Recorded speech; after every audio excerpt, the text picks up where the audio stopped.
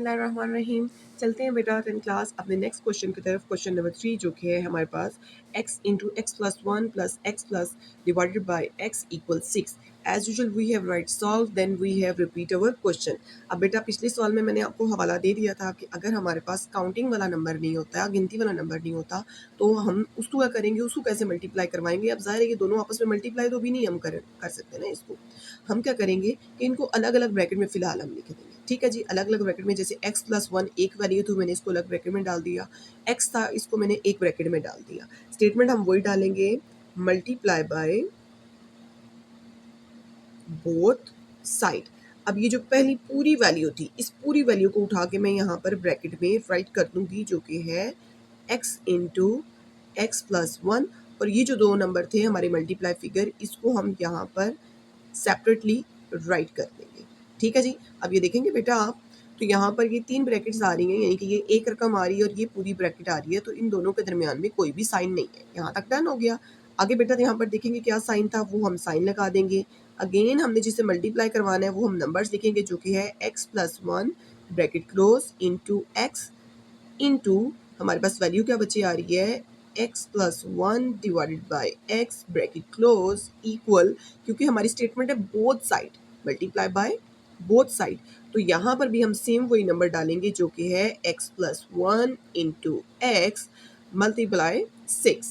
Done हो गया बेटा जी। अब पिछले क्वेश्चन की तरह हम चेक कर लेंगे कोई रकम कटिंग वगैरह होती है, तो यहाँ पर देखेंगे बेटा x प्लस वन से बेचारा कट जाएगा और ये x इस x के साथ कैंसिल हो जाएगा। अब रिमेनिंग नंबर बेटा देख लेते हैं, ये x और ये x रिमेनिंग बच गए, तो इन दोनों को हम क्या करवा देंगे बेटा मल्टीप्लाई। तो इसको पहले हम यहाँ पर लिख लेते हैं, ताकि जिन बच्चों को मल्टीप्लाई नहीं आती है उनको अच्छे से समझ आ जाए। आगे साइन जो था वो हमने वो प्ले कर दिया।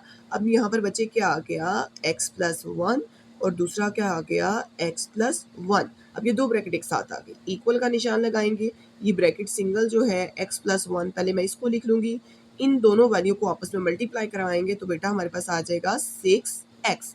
अब ये दोनों वैल्यूज जो है बेटा हमारे पास एक साथ आ गई, कोई निशान नहीं है, कोई साइन गिवन नहीं है। मीन की इनकी एक्सपोनेंट पावर के साथ कोई हमने गेम करनी है, तो x को जब x से मल्टीप्लाई करेंगे तो बेटा हमारे पास क्या आ जाएगा, x square. Very good 10 class. आगे हम बेटा क्या लगाएंगे, प्लस का साइन। अब यहाँ पर बच्चे हम क्या कर सकते हैं, दो तरीकों से इसको हल कर सकते हैं। एक तो हम डायरेक्ट उठा के इन दोनों को आपस में मल्टीप्लाई कर दें, दूसरा या फिर हम अपना फार्मूला लगा दें। ठीक है जी, बट मैं आपको प्रेफर करूंगी मल्टीप्लाई। क्यों, क्योंकि आगे जब क्वेश्चंस करने हैं बेटा तो उसमें मल्टीप्लाई मेथड हमारा यूज होना है। रॉन्ग नहीं होगा दोनों, मल्टीप्लाई भी हम कर सकते हैं, हम फार्मूला भी कर सकते हैं। फार्मूला क्यों कर सकते हैं, क्योंकि बेटा ये देखें दोनों ब्रैकेट सेम सेम है और इनके साइन भी सेम है, तो मीन यहाँ पर जो हमारे पास फार्मूला निकल रहा है ना बेटा, वो निकल रहा है a प्लस बी का होल स्क्वायर। हम इसके मुताबिक कर सकते हैं, बट क्योंकि आगे हमारे पास क्वेश्चन जो यूज होना है, मेथड इस्तेमाल होना है, वो होना है बेटा मल्टीप्लाई का, तो हम मल्टीप्लाई ही करेंगे। तो मैं यहाँ पर लार्ज ब्रैकेट प्ले कर लेंगे, यहाँ से पहला नंबर उठाएंगे जो कि है x, और ये सेकंड पूरी की पूरी ब्रैकेट उठा के हम यहाँ पर लिख देंगे, जो कि है x प्लस वन। डन हो गया जी। अब यही सेम स्टेप अगले डिजिट के साथ करेंगे। नेक्स्ट नंबर विद साइन क्या था जी, प्लस साइन है वही लगाया, वन था जी, हमने यहाँ पर वन लिख दिया। सेम सेकंड ब्रैकेट को अगेन उठाएंगे, पिक किया और यहाँ पर नोट कर लिया और लार्ज ब्रैकेट को कर दिया बेटा क्लोज। अब यहाँ पर इक्वल का साइन था बच्चे, वो लगा दिया।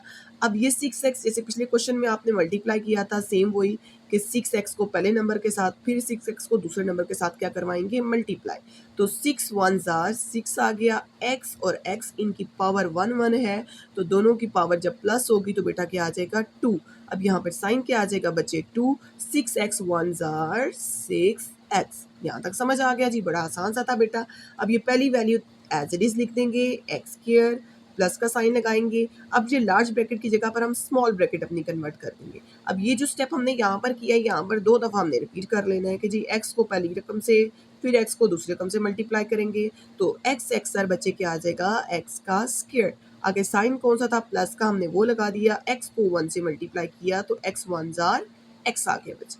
आगे सी कर लेंगे। आप साइन कौन सा आ रहा है बच्चे, केयरफुली देखेंगे। हमारे पास साइन है प्लस का, तो टेंशन ही कोई नहीं, रोले कोई नहीं, हम सेम एज इट इज उसको वहां पर नोट कर लेंगे।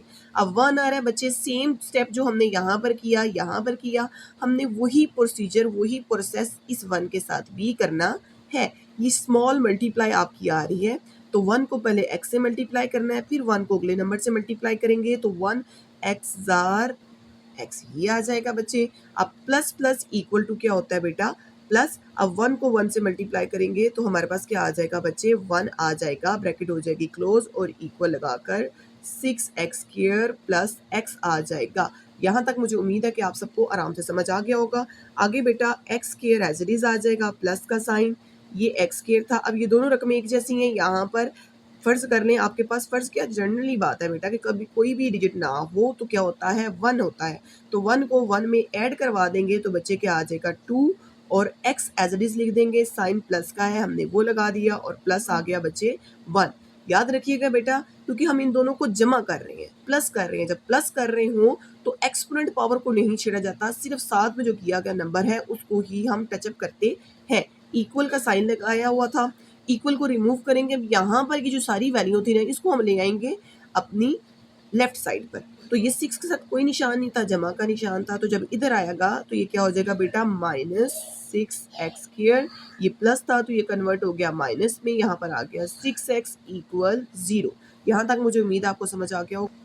अब बेटा जी एक जैसी रकमों को हम जमा कर लेंगे तो ये x² है, ये भी x² है, तो इन दोनों को हम प्लस कर लेते हैं। इन दोनों की सेम सेम है, तो यहाँ पर हम क्या करेंगे, पहले लाइक टर्म ऐसा करते हैं, हम इकट्ठा कर लेते हैं, ज़्यादा बेहतर है जी। तो प्यारे बच्चों, मैंने क्योंकि मेरा पेज फिनिश हो गया, देन उसके बाद मैंने न्यू पर अगेन से राइट कर लें ताकि आपको समझाने में बेटा आसानी हो जाए। अब हम एक जैसी रकमें इकट्ठी करेंगे। तो सबसे पहले x² आ रहा है तो हम x² वाली वैल्यूज़ ले लेंगे। हमने ये पिक की, हमने ये वैल्यू पिक की, और उसके बाद ये वैल्यू भी हमारे पास आ रही है, तो साइन के साथ हम लिख देंगे 6x²। उसके बाद x वाली वैल्यू दे देते हैं, थोड़ा सा गैप डालकर, प्लस का साइन 2x, और उसके बाद बेटा क्या आ जाएगा, ये वाली वैल्यू जो कि है -6x। जो साइन यहाँ पर था वही साइन हमने लगाया। आगे यहाँ पर बच गया अकेला बेचारा 1, तो वो साइन के साथ हमने लगाकर इक्वल लिख दिया 0। अब यहाँ पर 3 रकमें आ रही हैं, मसला कोई नहीं है, इन दोनों के साइन एक जैसे हैं। आप बोलेंगे टीचर कैसे, कि यहाँ पर तो कोई साइन ही गिवन नहीं है। इन मैथमेटिक्स जब किसी वैल्यू के साथ बेटा कोई साइन नहीं होता तो हमेशा साइन लगाते हैं हम प्लस का।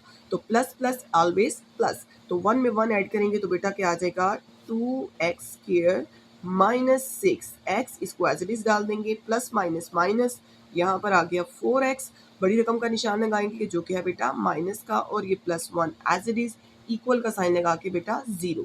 अब यहाँ पर क्योंकि प्लस का निशान है तो प्लस माइनस क्या होगा 10 क्लास माइनस, जी जनाब।